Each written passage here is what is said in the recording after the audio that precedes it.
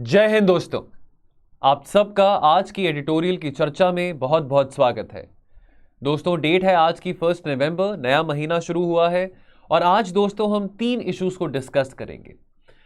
दोस्तों, एक issue discuss करेंगे जो कि इंडियन एक्सप्रेस में आया है, जो कि सी राजा मोहन के द्वारा लिखा गया है। न्यू डिप्लोमेसी की बात करी गई है, क्या क्या तब्दीलियां आई हैं हमारी फॉरेन पॉलिसी में पिछले 8 सालों में। फिर एक आर्टिकल अगेन हिंदुस्तान टाइम्स में आया है जो अगेन आईआर से संबंधित है। बहुत ज़्यादा हैपनिंग चीज़ें होने वाली हैं नवंबर में रिलेटेड टू आईआर, चाहे वो COP27 की मीटिंग की बात करें या चाहे वो G20 की मीटिंग की बात करें। और G20 की मीटिंग इस बार इंडोनेशिया में है क्योंकि प्रेसिडेंसी इंडोनेशिया के पास है, लेकिन दिसंबर ऑफ 2022 में presidency of G20 will be with India. तो क्या ऐसे 4 इंपॉर्टेंट चैलेंजेस हैं इंडिया के लिए एट G20, वो चैलेंजेस को हम डिस्कस करेंगे। और last but not the least हम आर्टिकल डिस्कस करेंगे जो कि सोशल जस्टिस से, गवर्नमेंट पॉलिसीज एंड इंटरवेंशन से, या कह लीजिए कि आप एफर्मेटिव एक्शन से रिलेटेड है। रिजर्वेशंस, आरक्षण की बात करें, क्या ये संवैधानिक है या असंवैधानिक है, और ये आर्टिकल द हिंदू में आया है। Question of the day will be towards the end of the video. शुरू करने से पहले एक इन्फॉर्मेशन आपको देना चाहता हूं। प्रीलिम्स बहुत पास में ही है, अब ये साल तो खत्म होने ही वाला है, 2 महीने रह गए हैं, नवंबर आ चुका है। देखते देखते फरवरी आ जाएगा और फरवरी वो टाइम होगा जब आप जोर शोर से प्रीलिम्स की ही तैयारी कर रहे होंगे। तो बेटर है कि हम चीज़ें कुछ पहले प्लानिंग के हिसाब से करें और प्रीलिम्स में जितनी हम प्रैक्टिस करें उतना ही हमको थोड़ा कॉन्फिडेंस फील होता है। आपका पहला मॉक टेस्ट जो प्रीलिम्स की डेट है नेक्स्ट ईयर की 28 में, वो नहीं होना चाहिए। उससे पहले आपने कई सारे मॉक टेस्ट देने हैं। तो ये कोशिश हमारी तरफ से भी है, स्लीपी क्लासेस की तरफ से भी है। आप चाहें तो हमारी टेस्ट सीरीज में जुड़ सकते हैं, इसको अवेल कर सकते हैं। और एक ऑफर है जो कि इस महीने के एंड तक वैलिड है, प्रीलिम्स 2023। इस कोड को यूज करके आप 33% ऑफ ले सकते हैं और इस टेस्ट सीरीज को, जिसमें 30 टेस्ट हैं, उसको अवेल कर सकते हैं। चलिए आर्टिकल शुरू करेंगे, द न्यू डिप्लोमेसी। देखिए, अब हम मोदी जी को लेके, देखिए अब हमारे पर्सनल व्यूज, कहा जाता है कि भी हम एक बहुत पोलराइज सोसाइटी है, कुछ लोग प्रो मोदी हैं, कुछ लोग एंटी मोदी हैं। आपके अपने विचार हो सकते हैं बीजेपी को लेके, कांग्रेस को लेके, राहुल गांधी को लेके, मोदी जी को लेके, मनमोहन सिंह जी को लेके, लेकिन एक बात तो जरूर प्रेज वर्दी है मोदी जी की कि उनके कार्यकाल में हमारी फॉरेन पॉलिसी बहुत स्ट्रांग हुई है। और ये केवल यहाँ पे जो हमारे कॉलमनिस्ट हैं, चाहे वो सी राजा मोहन है या चाहे वो स्ट्रेटेजिक कम्युनिटी के लोग हैं, सिर्फ वही उनकी तारीफ नहीं कर रहे हैं, लेकिन विश्व भर में बहुत सारे लीडर्स हैं जो कि इंडिया की इंडिपेंडेंट फॉरेन पॉलिसी की तारीफ कर रहे हैं, specially under the leadership of Narendra Modi. अब ये बात हमको पता है, हमारे साउथ ब्लॉक में जो हमारे ब्यूरोक्रेट्स हैं, जो फॉरेन सर्विसेज के ऑफिसर्स हैं, उनको पता है कि जो फॉरेन लीडर्स हैं ना, ये ऐसे ही फ्री में किसी की तारीफ नहीं करते हैं। और ये जो कॉम्प्लीमेंट्स हैं, ये बहुत कुछ बताते हैं about the state offering them rather than the one receiving it. तो फॉर एग्जांपल अगर हम बात करें, look who is praising Imran Khan. तो इमरान खान, चलो खैर अभी तो काफ़ी पाकिस्तान में एक बहुत बड़ा क्राइसिस भी है, पॉलिटिकल इंस्टेबिलिटी भी है, क्या पता इमरान खान फिर से पाकिस्तान के प्राइम मिनिस्टर बन जाएं। लेकिन इमरान खान जिन्होंने एक लॉन्ग मार्च लॉन्च करा है फ्रॉम लाहौर टू इस्लामाबाद, वो अभी पिछले हफ्ते दिखाई दे रहे थे। और इनफैक्ट इमरान खान ने काफ़ी बार पहले भी एस जयशंकर की, इंडिया के फॉरेन पॉलिसी की, amidst this Russia Ukraine crisis, काफ़ी ज़्यादा प्रेस करी है, काफ़ी सराहाया है। इमरान खान ने यह कहा दैट देखो, इंडिया तेल परचेज कर रहा है डिस्काउंटेड प्राइस में रशिया से, और इंडिया को किसी बात का डर नहीं है कि रशिया के ऊपर दर्जन देशों ने सैंक्शंस लगाए हैं। Now that reflects the independence in India's foreign policy which is definitely प्रेजवर्दी। ये कोशिश इमरान खान ने भी करी थी इस साल जब तक वो प्राइम मिनिस्टर थे, अगर हम अप्रैल की बात करें, कि वो भी सस्ते दाम में ऑयल और वीट को परचेज कर सकते हैं रशिया से, लेकिन उनकी कोशिशें नाकामयाब रही। पाकिस्तान का आईएसआई, पाकिस्तान का मिलिट्री बहुत स्ट्रांग रहता है। नाउ अब पाकिस्तान जितनी मर्जी कोशिश करे डेमोक्रेटिक होने के लिए, डेमोक्रेटिक क्रेडेंशियल्स को एस्टैब्लिश करने के लिए, but the challenge Pakistan faces is the all powerful, the all mighty military and the ISI in Pakistan which does not let a civilian elected ruler follow an independent foreign policy. Look who's praising, even praises from the Gulf. अगर हम बात करें, जो पिछले हफ्ते की बात है, जो एमिरेट्स के जो आर्टिफिशियल इंटेलिजेंस मिनिस्टर हैं उमार सुल्तान अल ओलामा, उन्होंने प्रेस किया था हमारे foreign affairs minister, external affairs minister S Jaishankar की।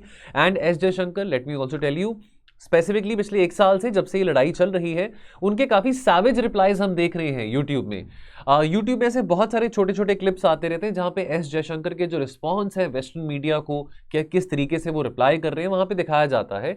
और काफ़ी प्रेज एस जयशंकर की करी गई है, और खास करके एस जयशंकर के अंदर जो हम एस जयशंकर जी के अंडर जो हमारी डिप्लोमेसी है वो कितनी ज़्यादा अच्छे तरीके से नेविगेट कर पा रही है इतनी ज़्यादा जियोपॉलिटिकल अनस्टेबिलिटी में भी। और अगर हम एमिरेट्स की बात करें, this is talking about not choosing sides. Now as a matter of fact in the last 8 years we have seen the Gulf nations becoming more closer to India as compared to Pakistan. Traditionally Emirates की बात करें, Saudi की बात करें, they were very close to Pakistan, but we have seen Pakistan being drifting away. In fact this was one of the major reasons that Javed Bajwa, जो कि पाकिस्तान के जो चीफ हैं, आर्मी के जो चीफ हैं, जो कि रिटायर भी होने वाले हैं, that was one of the reason कि उनको नहीं पसंद था इमरान खान क्यों कंटिन्यू कर रहे हैं पाकिस्तान में as prime minister, because the relations with the Gulf and with America that had deteriorated. क्या गल्फ भी डिस्टेंस कर रहा है अपने आप को अमेरिका से? ये बात सोचने वाली है। वैसे तो बहुत लंबे अरसे से गल्फ किंगडम्स की हम बात करें, उनके बहुत अच्छे संबंध रहे हैं अमेरिका के साथ। और अगर हम सिक्योरिटी की बात करें, so they have lived under the security umbrella provided by America. लेकिन अभी रिसेंटली जो बाइडन ने कहा है कि हम फिर से जो JCPOA डील है उसको रिवाइव करेंगे। प्रोबेबली कुछ गिव एंड टेक वाली बात होगी यहाँ पे। एक वीक JCPOA डील देखने को मिल सकती है, weak edge in from the point of view of the Gulf people, from the point of view of the Gulf monarchies, because as you know the Sunni Shia conflict, the Gulf Arabs they are not very fond of Iran. Now अब इस बात का उनको थोड़ा apprehension है कि जो नई न्यूक्लियर डील होगी that might be having a lot of favourable terms for Iran, and that is definitely causing a lot of disturbance in the Gulf region. Also of lately we have seen कि America के जो relations हैं, US के जो relations हैं Saudi के साथ काफ़ी डिटेरियोरेट हुए हैं। इनफैक्ट अभी रिसेंटली जब जो बाइडन गए थे सऊदी के दौरे पे, उन्होंने ये भी रिक्वेस्ट किया था कि आप ऑयल प्रोडक्शन को कट मत करना। लेकिन अभी कुछ ही हफ्ते पहले की बात है, ओपेक जो कि ऑयल प्रोड्यूसिंग एक्सपोर्टिंग कंट्रीज हैं, उन्होंने रिसेंटली ऑयल प्रोडक्शन में भी कट अनाउंस किया था। But at the end of the day एक बात सोचने वाली है जो कि यूनिवर्सल है, जो कि गल्फ हो, पाकिस्तान हो, रशिया हो, चाइना हो, what ever the country might be, foreign policy in the end is about what? It's about give and take between one sided, which is very powerful, and between the other side, which is not very powerful also. But it always has to be give and take. It can never be a one-way traffic. It always has to be a two-way traffic. फिर Russia से भी हमको बहुत praise मिली है। अभी जब हमारे जो प्राइम मिनिस्टर हैं शंघाई कोऑपरेशन ऑर्गेनाइजेशन की मीटिंग में समरकंद गए थे, तो ये स्टेटमेंट भी बहुत फेमस हुआ था कि मोदी जी कह रहे हैं कि भाई ये ज़माना लड़ाई का नहीं है। रशिया ने बहुत प्रेस करा है इंडिया की इंडिपेंडेंट फॉरेन पॉलिसी को amidst this whole war in Ukraine happening from the last 8 months, but that goes without saying there is a major irritant within Russia. वो इरिटेंट क्या है कि Russia is not really happy कि India इतना America के साथ close क्यों है। लेकिन व्लादिमीर पुतिन हो या जो बाइडेन हो, वो भी not only Russia but even America, even China, they are recognizing a change, a new paradigm in India's foreign policy. अब हमारे पास वो कॉन्फिडेंस है कि हम अपनी चीज खुद कर सकते हैं। हमको किसी और को खुश करने के लिए किसी और के साथ रिश्ते नहीं खराब करने हैं। ये बात हम सीख चुके हैं और ये बात हमने पिछले 8 साल में फॉलो भी करी है। अगर हम कुछ 2-2.5 साल पहले जाएं, तो जब ये चाइना और इंडिया के बीच में अग्रेशन शुरू हुआ था अक्रॉस दी LAC, अगर हम लद्दाख सेक्टर की बात करें, तो रशिया के जो फॉरेन मिनिस्टर हैं सर्गे लावरोव, उन्होंने अक्यूज़ किया था कि देखो कि इंडिया और चाइना के बीच में जो अभी हम कन्फ्लिक्ट देख रहे हैं, एस्केलेशन देख रहे हैं, इसमें कहीं ना कहीं वेस्टर्न कंट्रीज का फॉल्ट है, अमेरिका का फॉल्ट है कि ना ही अमेरिका इतना इंडिया को इन्वॉल्व करे इंडो पैसिफिक में, ना ही अमेरिका और ऑस्ट्रेलिया इंडिया को इतना पुश करें क्वाड में, और अगर वो करेंगे तो चाइना भड़केगा। लेकिन हमारे spokes person of the external affairs ministry ने ये बात बहुत कैटेगोरिकली क्लियर करी थी सर्गे लावरोव को कि हमारी इंडिपेंडेंट फॉरेन पॉलिसी है। The stakes are very high for India also in the Indo Pacific, and अगर हम इंडो पैसिफिक में इंगेज कर रहे हैं अमेरिका के साथ या बाकी देशों के साथ, उसमें हमारा अपना नेशनल इंटरेस्ट भी है।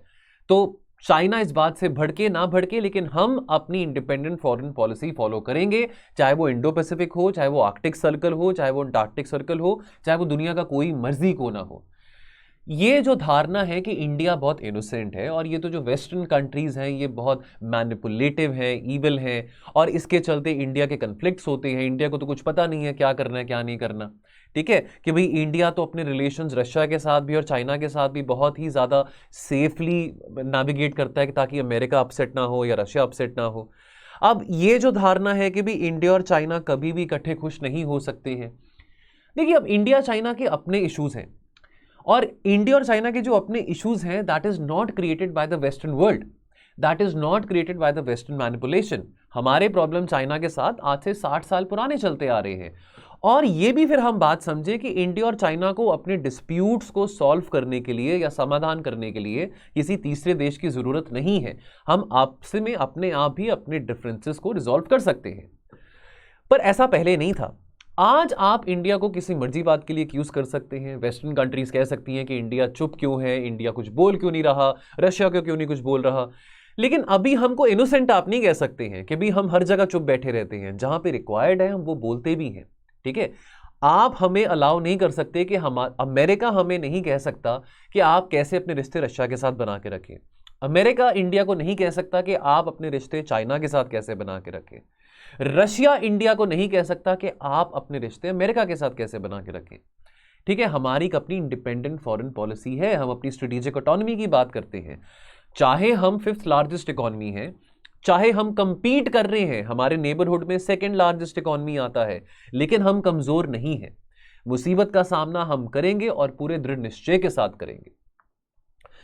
और मैं ये बात बार बार कहता हूं कि भाई कोई परमानेंट फ्रेंड्स नहीं होते, कोई परमानेंट एनिमीज नहीं होते। हमेशा ज्यादा इंपॉर्टेंट चीज क्या होती है, Paramount is your national interest. और उस हिसाब से हमारी पॉलिसीज बदलती रहती हैं और वो बदलनी जरूरी भी है। क्रिटिसाइज किया जाता है कि हमारी फॉरेन पॉलिसी बहुत ज्यादा आइडियलिस्टिक थी नेहरू जी के जमाने में, और अब रियलिस्टिक है। शायद उस वक्त नेहरू जी के जमाने में idealism was required, now may be realism is more required, but nevertheless हमारा नेशनल इंटरेस्ट जो है, हमारी फॉरेन पॉलिसी उसको सेफगार्ड करती है। पहले ये कहा जाता था कि भी हमारी सरकार बहुत वीक है, बहुत कमजोर है, कि हम अपनी इंगेजमेंट अमेरिका के साथ या यूरोप के साथ इस करके ज्यादा नहीं बढ़ाते कि कहीं रशिया बुरा ना मान जाए या कहीं चाइना बुरा ना मान जाए। पुराने जमाने में कहा जाता था कि अभी भी इंडिया के अंदर वो सोशलिस्टिक हैंगओवर नहीं उतरा, कि अभी भी इंडिया के अंदर वो सोशलिस्टिक टेंडेंसीज है। नाउ हमने ये बात बहुत क्लियर करी है कि आइडियोलॉजी मैटर नहीं करती। चाहे आज हम कैपिटलिस्टिक हो गए हैं, चाहे हम पहले सोशलिस्टिक थे, अभी हम इतने डिफेंसिव नहीं हैं। और हमारे लिए हमारा नेशनल इंटरेस्ट ज्यादा जरूरी है। Being politically correct is not very important, but promoting our national interest is more important. अब हम रूल सीकर नहीं हैं, हम रूल शेपर हैं। हम देखिए अब कितने सारे फोरम्स पे हमको लीडरशिप मिल रही है। G20 पे मिल रही है, शंघाई कोऑपरेशन ऑर्गेनाइजेशन पे हमारे पास लीडरशिप होगी अगले साल। जब बात पैंडेमिक की हो, वैक्सीन्स की हो, क्लाइमेट चेंज की हो, तो इंडिया का नाम आगे आता है। तो definitely there is a lot of room for global manoeuvring. और आज हम 5th लार्जेस्ट इकोनॉमी है और हमारा डिफेंस बजट जो है 3rd लार्जेस्ट है। By 2030 we will be the 3rd largest economy. और ये जो कैपेबिलिटीज हैं, ये जो क्षमताएं हैं हमारी, ये इंक्रीजिंगली हमको और अट्रैक्टिव बना रही हैं ग्लोबल स्केल में, और हमको एक मौका दे रही है कि कैसे हम इंटरनेशनल सिस्टम को रीशेप कर सकते हैं और इंटरनेशनल ओपिनियन को मोबिलाइज कर सकते हैं। अंत में 2 बातें कहना चाहूंगा। हमारी जो new diplomacy is not about कि हम जो मर्जी करना चाहें, जैसे मर्जी करना चाहें वो कर सकते हैं। हमारी अपनी इंडिपेंडेंस है, लेकिन कैसे वो चीज करनी है, कब क्या चीज कैसे बोलनी है, किस कला से बोलनी है।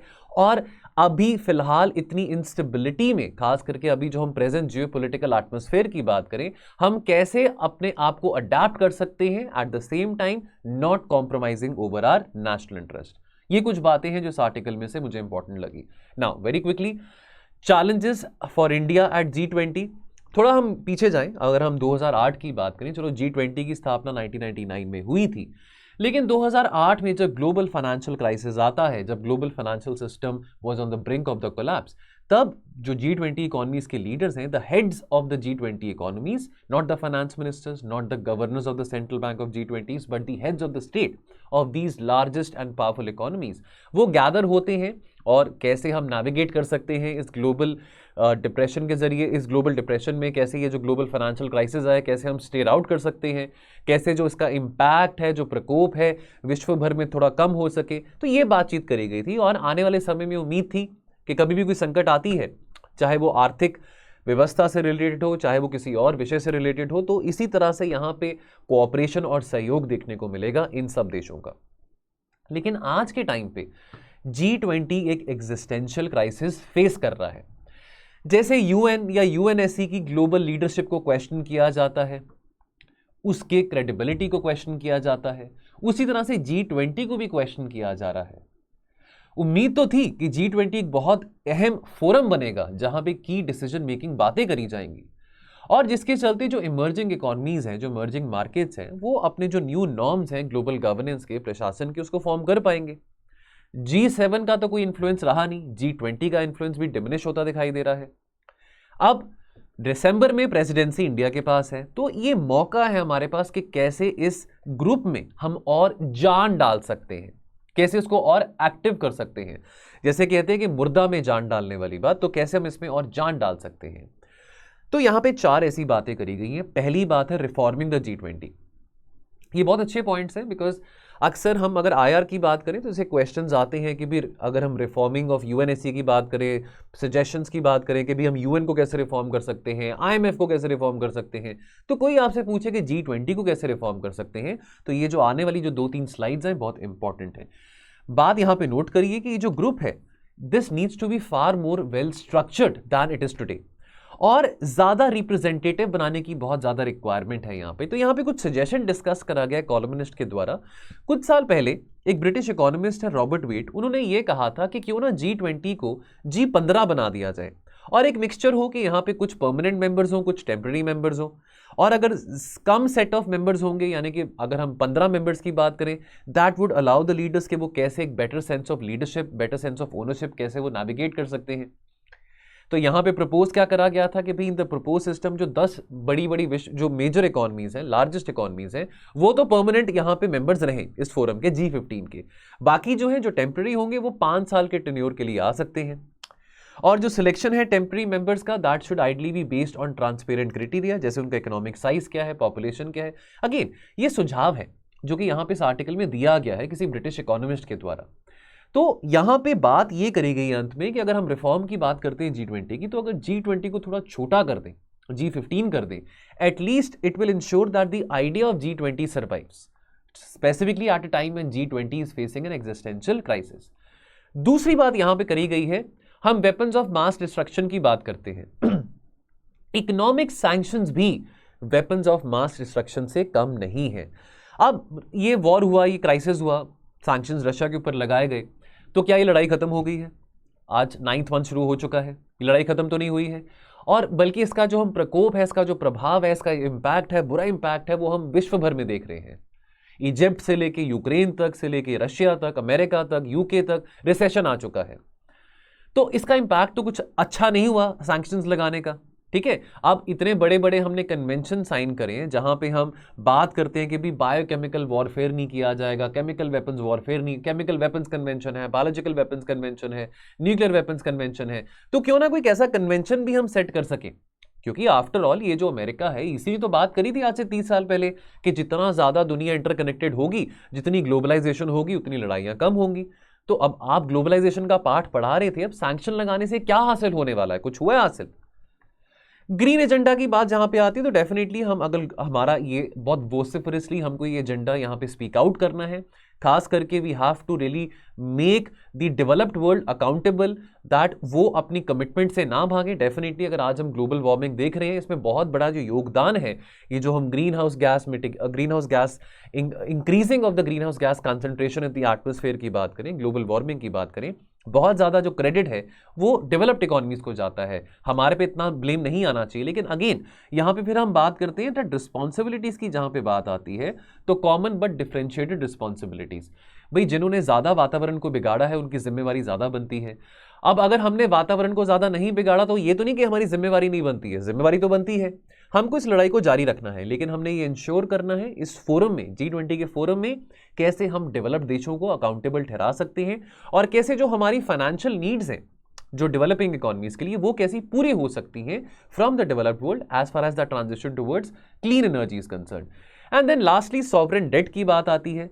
देखिए अब बहुत सारे डेट क्राइसिस हुए हैं पैंडेमिक के चलते। G20 ने ये दावा किया था कि देखो जो कुछ ऐसे 73 ऐसी कंट्रीज हैं जो कि बहुत गरीब देश हैं, उनकी सहायता के लिए हम सब एक ऐसा कंसोर्टियम बनाएं, उनको हम पैसे लेंड कर सकते हैं कि जब तक पैंडेमिक है, जब तक ऐसा क्राइसिस है, तब तक उनके ऊपर कोई भी कर्जा हो वो सारा का सारा कर्जा माफ हो, उनको कैसे और हम सहायता कर सकते हैं, बिकॉज डेफिनेटली वो जरूरी बात भी थी।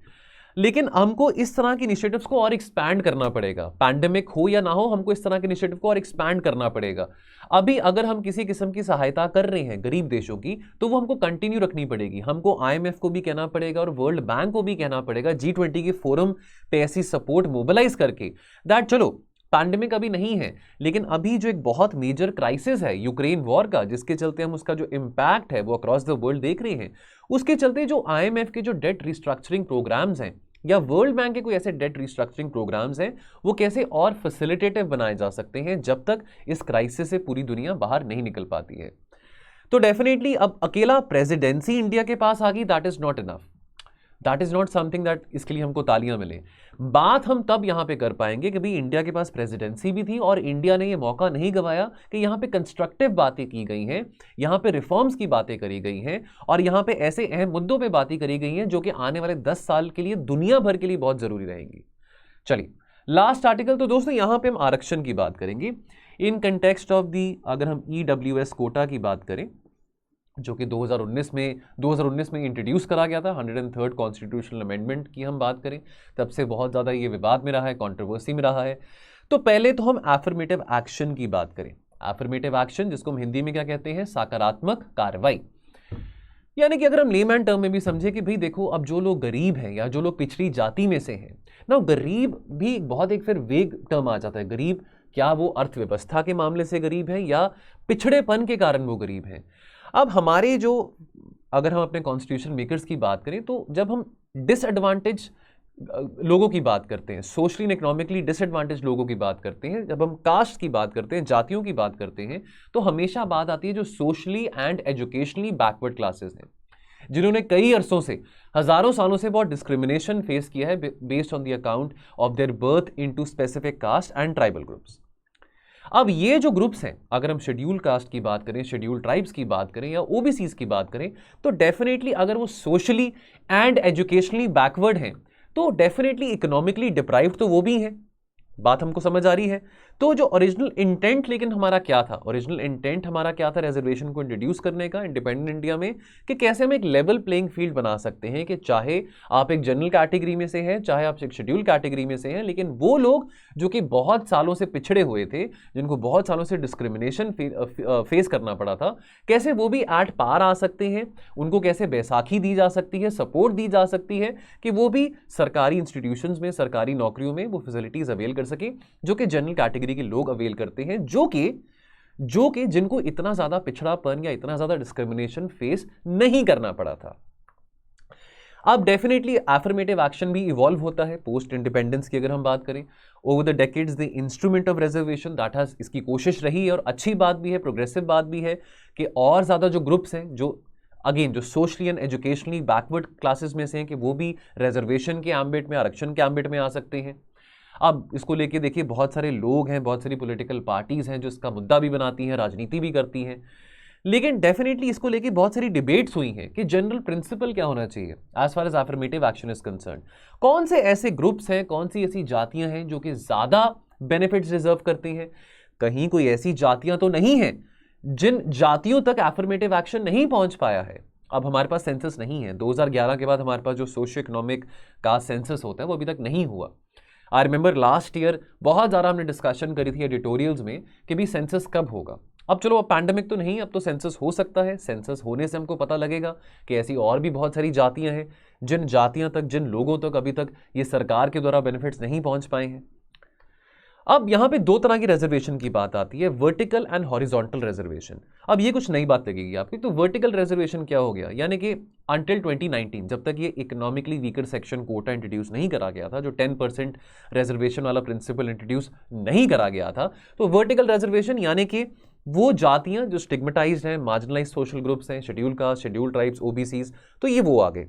फिर आ गया हॉरिजॉन्टल रिजर्वेशन, यानी कि अब यहाँ पे कोई डोमिसाइल स्पेसिफिक रिजर्वेशन हो सकती है, सरकार चाहे तो डोमिसाइल स्पेसिफिक रिजर्वेशन भी निकाल सकती है, या जो लोग, अगर हम दिव्यांगजन लोगों की बात करें, पीपल विद डिसेबिलिटी की बात करें, औरतों की बात करें ना। अब एक हम एग्जाम्पल यहाँ पे मान लीजिए अगर हम कहते हैं कि पर्सन ए है, पर्सन ए अगर एक शेड्यूल कास्ट कैटेगरी का है और पर्सन ए फिजिकली भी हैंडीकैप्ड है, तो वो दोनों कैटेगरीज की बेनिफिट नहीं उठा सकता। अगर वो शेड्यूल कास्ट है तो डेफिनेटली उसको उस कैटेगरी के अंदर रिजर्वेशन मिलेगा। लेकिन कहीं कि भाई वो शेड्यूल कास्ट और साथ में फिजिकली हैंडीकैप्ड है, उसको डबल रिजर्वेशन मिलेगा, डबल कोटा मिलेगा, वो बात पॉसिबल नहीं है। So there is no such thing called as double quota. There is only a single quota which you get. You can avail a quota under physically handicapped. Now अगर आप physically handicapped हैं तो चाहे आप general category में से हैं, चाहे आप शेड्यूल कास्ट में से हैं, चाहे शेड्यूल ट्राइब में से हैं, चाहे आप औरत हैं, irrespective of your caste, class, religion and domicile, you can avail that. But आप डबल कोटा नहीं ले सकते हैं, ठीक है? तो ये बात यहां पे हमने क्लियर कर ली। अब ईडब्ल्यूएस कोटा की बात करें तो जो 103rd कॉन्स्टिट्यूशनल अमेंडमेंट एक्ट था 2019 में, जिसको हम 10% कोटा भी कहते हैं, इससे चीजें बदल जाती हैं। अब इसके चलते क्या होता है, जो हम अगर वर्टिकल रिजर्वेशन की बात करें, यानी कि अब यहां पे इकोनॉमिक क्राइटेरिया आ गया। अभी तक तो हम आरक्षण की जब बात करते हैं तो इकोनॉमिक क्राइटेरिया नहीं आता, अभी तक तो हम socially and educationally backward classes की बात करते हैं। और ये जो इकोनॉमिकली वीकर सेक्शन कोटा है, ये इस कोटे का फायदा जो शेड्यूल कास्ट से जो लोग हैं, या जो शेड्यूल ट्राइब के कैटेगरी के जो लोग हैं, या ओबीसी कैटेगरी के लोग हैं, वो नहीं उठा सकते हैं, ठीक है? सोशल ग्रुप्स जो हैं वो तो परमानेंट मार्कर्स ऑफ आइडेंटिटी हैं, लेकिन जो इकोनॉमिक वीकर सेक्शन की हम बात करें, ईडब्ल्यूएस कोटा की बात करें, यानी कि अब यहाँ पे कैटेगरी रखी गई कि जिनकी फैमिली इनकम जो है साल भर की 8 लाख से कम तक की है, चाहे वो जनरल कैटेगरी के भी हो, वो इस कोटा को अवेल कर सकते हैं। लेकिन ये ऐसा इकोनॉमिक क्राइटेरिया शेड्यूल कास्ट या शेड्यूल ट्राइब्स के लिए तो नहीं रखा गया।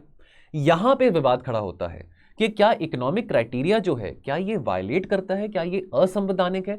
रिजर्वेशन देना is not unconstitutional, that is good, affirmative action is good, लेकिन क्या इकोनॉमिक क्राइटेरिया पे रिजर्वेशन देना, क्या वो असंवैधानिक है, या क्या वो बेसिक स्ट्रक्चर डॉक्ट्रीन के प्रिंसिपल को वायलेट करता है? बेसिक स्ट्रक्चर डॉक्ट्रीन आपने पॉलिटी में पढ़ा होगा, केशव नंद भारती केस 1973 के चलते सुप्रीम कोर्ट ने जो बेसिक स्ट्रक्चर डॉक्ट्रीन निर्धारित करी थी, क्या ये इकोनॉमिक क्राइटेरिया उस बेसिक स्ट्रक्चर वाली बात को वायलेट करता है? 3 बातें यहां पे समझें। ये जो अमेंडमेंट हुआ है ईडब्ल्यूएस कोटा में, this meant that in principle an individual could belong to 2 vertically reservation categories, ठीक है, say scheduled caste and economically weaker section। ये अमेंडमेंट क्या करता है? अमेंडमेंट ये कहता है that देखो, अब अगर आपकी इनकम 8 लाख से कम की है और आप ऑलरेडी शेड्यूल कास्ट कैटेगरी में आते हैं या शेड्यूल ट्राइब्स कैटेगरी में आते हैं, तो आप ये नहीं कह सकते कि क्योंकि मेरी इनकम 8 लाख से कम है और ऑलरेडी मैं एससी में हूं तो मेरे को ईडब्ल्यूएस का कोटा भी मिले, डबल कोटा नहीं हो सकता। अब इसके चलते यहां पे कंफ्यूजन क्रिएट हो गया है, बिकॉज अब हुआ क्या है कि exclusion of schedule caste, schedule tribes and OBCs now from the scope of the EWS reservation, this was challenged through a petition in the court. अभी रिसेंटली सितंबर 27 की बात है, जो हमारे चीफ जस्टिस ऑफ इंडिया हैं यूयू ललित, उन्होंने इस case के चलते जितनी भी याचिकाएं हैं वो सारी सुनी है और अभी फैसला नहीं सुनाया है। आने वाले टाइम में देखते हैं कि सुप्रीम कोर्ट के द्वारा क्या फैसला सुनाया जाता है। लेकिन जो याचिका डाली गई थी वो ये कह के डाली गई थी दैट ये जो ईडब्ल्यूएस कोटा है ये वायलेट करता है राइट टू इक्वालिटी को, जो कि आपके आर्टिकल 14 से 18 के बीच में आते हैं। अभी जो 103rd कॉन्स्टिट्यूशनल अमेंडमेंट एक्ट है ये कुछ स्पेशल मेजर्स और रिजर्वेशंस इंट्रोड्यूस करता है फॉर ईडब्ल्यूएस, जो कि असंवैधानिक है। ये बात याचिका में कही गई है जो सुप्रीम कोर्ट के सामने रखी है। आर्टिकल 16 की जहां पे बात करें, देखिए यहां पे आर्टिकल 16 में एक बात बहुत स्पष्ट है कि there should be equality of opportunity for all citizens as far as employment is concern, और यहां पे कोई डिस्क्रिमिनेशन नहीं होगा कि आपका धर्म क्या है, आपकी जाति क्या है, आपका रंग क्या है, आपका सेक्स क्या है, आपका डिसेंट क्या है, कहां पे आप जन्मे हैं, कौन से घर में जन्मे हैं, ये बातें तो यहां पे नहीं करी गई हैं। इकोनॉमिक क्राइटेरिया के बेस पे रिजर्वेशन भी हम ये पहली बार ये बात सुन रहे हैं, बिकॉज अभी तक हमारे संविधान में कहीं ये बात नहीं मेंशन कि जो लोग इतनी इनकम कमा रहे हैं। देखिए अब ये बात को सोचें, भारत में लगभग 90% लोग वो हैं जिनकी जो मंथली सैलरी है 20 से 25 हज़ार है, तो इस हिसाब से तो बहुत सारे लोग इस कैटेगरी में आ जाएंगे। बात ये भी समझने वाली है, ठीक है। और ये आर्टिकल 16 में ऐसी भी कोई बात नहीं है जो कि पार्लियामेंट को रोके कि वो कोई ऐसा कानून ना बना सके prescribing in regard to a class और क्लासेस ऑफ एम्प्लॉयमेंट। यानी कि इस आर्टिकल में ऐसा कोई कंडीशन नहीं है, कोई रिस्ट्रिक्शन नहीं है कि पार्लियामेंट को ऐसा कानून ना बना सके जहां पे पार्लियामेंट लेजिस्लेशन के जरिए एफर्मेटिव एक्शन के एम्बिट को और ज्यादा वाइडन करने की कोशिश कर रही है, ठीक है ना। अब अमेंडमेंट जो हुई है आर्टिकल 16 में, अब ये अमेंडमेंट के चलते to article 16 allows 10% reservation not specific measures for the EWS in public employment. यानी कि जो इकोनॉमिक क्राइटेरिया है अगेन यहां पे सरकार का ये कहना है कि भाई हमको तो कोई नहीं रोक रहा आर्टिकल 16 के चलते कि हम कोई कानून ना बना सके। बिल्कुल आप कानून बना सकते हैं। सरकार का ये कहना है दैट आप ऐसा क्यों कह रहे हैं क्रिटिसिज्म में, स्पेशल मेजर्स वाली बात, जहां पे हम इकोनॉमिक क्राइटेरिया के बेसिस पे ये रिजर्वेशन को लेके आए हैं, तो वो इकोनॉमिक क्राइटेरिया ही तो स्पेशल मेजर है। The amendment leaves the definition of economically weaker sections to be determined by the state. Now the state is saying that we are entitled to do that. Article 16 हमको नहीं रोक रहा है, हम बताएंगे भी इकोनॉमिकली वीकर सेक्शंस कौन है। अब इसी बात को लेके बहस है। बहस इस बात को लेके है कि भाई अगर ऑलरेडी हम शेड्यूल कास्ट कैटेगरी में या शेड्यूल ट्राइब्स कैटेगरी में आ रहे हैं और आपने हमको तो इकोनॉमिकली वीकर सेक्शन यानी कि इकोनॉमिक क्राइटेरिया पे नहीं आपने हमको डिसाइड किया, तो हम भी इस कैटेगरी को अवेल क्यों ना करें अगर हम भी उतनी इनकम से कम कमा रहे हैं। अब यहां पे हम बहुत इंपॉर्टेंट बात आती है दोस्तों, जब भी हम आरक्षण की बात करें, एफर्मेटिव एक्शन की बात करें, आपने इंदिरा साहनी केस को यहां पे जरूर पढ़ना है। अब ऐसा पहली बार नहीं कि 2019 में मोदी जी की सरकार ने 10% कोटा की बात करी है, आज से 30 साल पहले की बात है। नरसिम्हा राव जी की सरकार ने भी कोशिश करी थी 10% रिजर्वेशन, जो कि बेस था purely on the economic criteria, लेकिन उसको चैलेंज किया गया था, जिसके चलते अब देखिए ये तो पार्लियामेंट के जरिए ये तो लेजिस्लेशन करा गया है ना, लेकिन उस वक्त आज से 30 साल पहले नरसिम्हा राव जी का एग्जीक्यूटिव ऑर्डर था जो कि पास किया गया था कि 10% रिजर्वेशन उन लोगों को दी जाए जो इकोनॉमिक क्राइटेरिया के बेसिस पे, लेकिन इस बात को अनकॉन्स्टिट्यूशनल ठहरा दिया गया था। ठीक है, उस वक्त क्या रीजन दिया गया था सुप्रीम कोर्ट के द्वारा कि पहली बात तो ये एग्जीक्यूटिव ऑर्डर है, पार्लियामेंट के जरिए लेजिस्लेशन के जरिए ये ऑर्डर नहीं आया है, और दूसरी बात ये कोई क्राइटेरिया नहीं हुआ कि भाई आप कितना कमाते हैं, कितनी जमीन है, कितने घर हैं आपके पास या कितनी गाड़ी है आपके पास, कि आपको गवर्नमेंट जॉब से एक्सक्लूड या इंक्लूड किया जाए। संविधान में बात बहुत स्पष्ट है कि भाई अगर आपने एफर्मेटिव एक्शन की बात करनी है, सकारात्मक कार्रवाई की बात करनी है, तो आपका सोशल बैकवर्डनेस का क्राइटेरिया देखा जाएगा, सोशली एंड एजुकेशनली बैकवर्ड का क्राइटेरिया। फिर बेसिक स्ट्रक्चर डॉक्ट्रीन की यहां पे बात करें, लेकिन जो डिसीजन था इंदिरा साहनी केस में that involve testing an executive order, not a legislation through the parliament but an executive order against जो prevalent constitutional provisions थी। अभी करंट सिनेरियो में we are concerned with the constitutional amendment। अब ये constitutional amendment ऐसा तो नहीं है कि मोदी जी ने अपने आप ही बोल दिया, ये तो obviously पार्लियामेंट के प्रोसेस के जरिए हुआ है, और ये जो आया enforcement that definitely involves the involvement of parliament. अब यहां पे मुद्दा क्या है, मुद्दा यहां पे ये अब ये अनकॉन्स्टिट्यूशनल नहीं है, सुप्रीम कोर्ट ये नहीं कह सकता कि ये अमेंडमेंट अनकॉन्स्टिट्यूशनल है। ये बात यहां पे टेस्ट करने वाली होगी कि क्या ये जो अमेंडमेंट है हमारे बेसिक स्ट्रक्चर वाला जो प्रिंसिपल है उसको वायलेट तो नहीं कर रहा है। अब बेसिक स्ट्रक्चर डॉक्ट्रीन की हम बात करें, जो पॉइंटेड क्वेश्चन है वेदर द मेजर्स जो कि यहां पे इकोनॉमिकली वीकर सेक्शन कोटा में इकोनॉमिक क्राइटेरिया पे दिए गए हैं, क्या ये वायलेट कर रहे हैं basic structure of the constitution को। ये भी यहां पे बात माने, कॉलमनिस्ट कह रहे हैं कि ये सफिशिएंट नहीं होगा कहना कि केवल हमारे संविधान में आप अगर किसी को अफर्मेटिव एक्शन देने की बात करें तो केवल सोशली और एजुकेशनल बैकवर्डनेस एक क्राइटेरिया, केवल एक क्राइटेरिया नहीं हो सकता। तो यहां पे कॉलमनिस्ट कह रहे हैं कि भाई इसमें हर्ज क्या है, अगर इकोनॉमिक क्राइटेरिया के बेसिस पे भी हम यहां पे रिजर्वेशन लेके आ रहे हैं तो ये बात डिड्यूस करना कि वो वायलेटिव है बेसिक स्ट्रक्चर डॉक्ट्रीन को, गलत है। अपने व्यूज यहां पे कॉलमनिस्ट कह रहे हैं। इकोनॉमिक क्राइटेरिया, अगर इकोनॉमिक क्राइटेरिया की बात करें, this forms the basis for differential treatment by the state in many ways. गरीबी देखिए हर किसी को तबाह करती है, गरीबी के बहुत डिसएडवांटेजेस हैं, कोई ये तो नहीं कहेगा कि गरीबी होने से बहुत सारे एडवांटेजेस हैं, ये तो कोई नहीं कहेगा, लेकिन ये प्रेरोगेटिव ऑफ द स्टेट है कि अगर स्टेट चाहे स्पेशल मेजर्स के जरिए, स्पेशल मेजर्स को यहां पे अगर बात करिए तो स्पेशल मेजर्स इस ईडब्ल्यूएस कोटा में क्या है, इकोनॉमिक क्राइटेरिया, स्टेट चाहे तो स्पेशल मेजर्स को इस्तेमाल करके नई तरह की पॉलिसीज बना सकती हैं, एफर्मेटिव एक्शन को वाइडन कर सकती हैं। Columnist is saying that I don't see any reason that why this particular proposal will fall foul or will violate the basic structure doctrine। Contradictions की यहां पे बात करें, अब जो अमेंडमेंट है आर्टिकल 16 क्लॉज 6, ये जो अमेंडमेंट डाली गई है, this ends up making very easier for the state कि वो कैसे रिजर्वेशन प्रोवाइड कर सकते हैं, खास करके पब्लिक एम्प्लॉयमेंट की बात करें फॉर द ईडब्ल्यूएस कैटेगरी। लेकिन यहां पे एक और बात आ जाती है, फिर बैकवर्ड क्लासेस वाले लोग कहते हैं कि भाई आपने हमारे लिए कोई और क्राइटेरिया रखा हुआ है, आपने ईडब्ल्यूएस कैटेगरी लिए और क्राइटेरिया रखा हुआ है, तो भाई हमारा क्या होगा। अगेन ये भी कॉन्ट्रडिक्शन है, इस बात को भी हम जुटला नहीं सकते हैं। ठीक है, on the other it is very difficult for the state to provide reservations to these groups compare to the economically weaker section. इस सेम क्राइटेरिया पे बैकवर्ड क्लास को या शेड्यूल कास्ट को तो रिजर्वेशन नहीं दी जा सकती है, उनका क्राइटेरिया और ईडब्ल्यूएस का क्राइटेरिया और। ये भी वेल सेटल्ड बात है, अगेन इंदिरा साहनी केस की हम बात कर रहे हैं कि भी 50% से ज्यादा आप रिजर्वेशन नहीं दे सकते हैं, एक सीलिंग लगा दी गई है। अगर ईडब्ल्यूएस कोटा की जब यहां पे बात आती है, अगर गवर्नमेंट इसको इंप्लीमेंट कर रही है, तो डेफिनेटली वो 50% सीलिंग को वायलेट हो रहा है, 50% सीलिंग क्रॉस हो रहा है। तो इस बेसिस पे भी सुप्रीम कोर्ट सरकार के साथ कन्फ्रंटेशन कर सकता है दैट ये जो नॉर्मेटिव है, जो हमने नॉर्म सेट किया था इंदिरा साहनी केस के टाइम पे, ये उसको वायलेट कर रहा है। तो अगेन यहां पे एक बात आ जाती है। अब डेफिनेशन ऑफ ईडब्ल्यूएस की बात करें, अब द डेफिनेशन ऑफ ईडब्ल्यूएस एक बहुत बड़ा हर्डल होगा।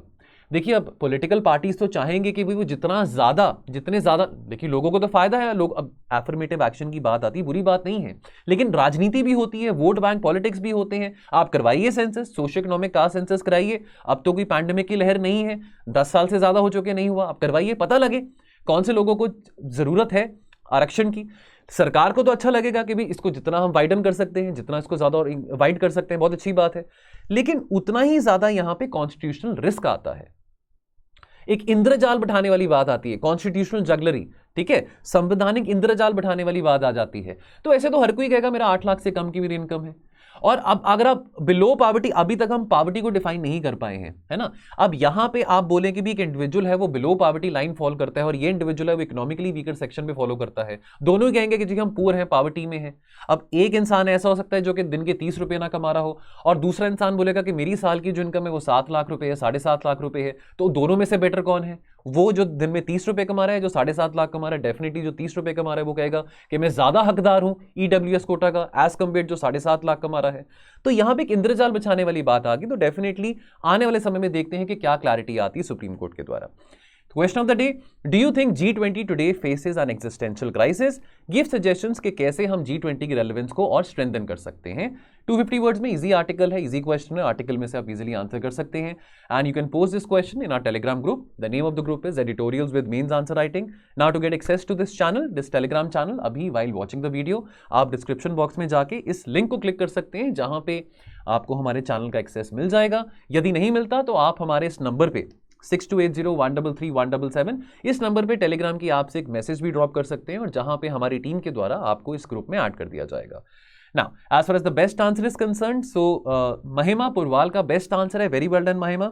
आप इस आंसर को प्लीज टेलीग्राम के ग्रुप में भी जरूर पढ़िएगा, 6 बजे पिन कर दिया जाएगा। बड़ी अच्छी शुरुआत इन्होंने आंसर की करी है, वर्ल्ड इकोनॉमिक फोरम की रिपोर्ट से शुरुआत करी है, जहां पे उसने WF की रिपोर्ट ने यहाँ पे एम्फेसाइज करा था कि ड्रोन्स को और ज़्यादा इंटीग्रेट करने की रिक्वायरमेंट है एग्रीकल्चर में, यदि उसको और प्रोडक्टिव बनाना है। और poor state of the Indian agriculture की यहाँ पे बात करी गई है। यहाँ पे पाए चार्ट बनाया है, जिसके जरिए यहाँ पे महिमा ने 2 बातें डिनोट करी हैं कि देखिए इतनी सारा वर्कफोर्स जो है हमारा एग्रीकल्चर सेक्टर में इन्वॉल्व है ना, लेकिन अगर हम प्रोडक्टिविटी की बात करें या जीडीपी कंट्रीब्यूशन की बात करें, तो जो जीडीपी डिस्ट्रीब्यूशन है वो तो सर्विसेज, यानी कि सर्विसेज देख ऑब्वियसली सर्विसेज का जो शेयर है हमारी जीडीपी में that is much more than agriculture. तो ये प्रोपोर्शनेट बात नहीं है। तो जितना एग्रीकल्चर को हम प्रोडक्टिव बनाएंगे, जितना टेक्नोलॉजी को हम इनकॉर्पोरेट करेंगे, उतना ही हम प्रोपोर्शन देख पाएंगे of the workforce as far as the contribution to agriculture and shall be say the contribution towards GDP of that particular sector. And उसके अलावा यहाँ पे क्या क्या चैलेंजेस हैं, technology led transformation is the need of the hour. तो ये सब बातें यहाँ पे काफी कॉम्प्रिहेंसिवली इन्होंने लिखी हैं। वे फॉरवर्ड भी बहुत अच्छा यहाँ पे उन्होंने मेंशन करा है, बड़ी अच्छी राइटिंग में करा है। नाउ महिमा, if you watching the video you can please let me know in the comment section आपने कितने ड्यूरेशन में आंसर लिखा है। चलिए सो दोस्तों, आज की चर्चा में इतना ही रहेगा। बाकी मैं आपसे इजाजत लेता हूं और आपको मिलूंगा कल और चर्चा के साथ। सो आप अपना ध्यान रखें और पढ़ते रहिए। Thank you so much. जय हिंद।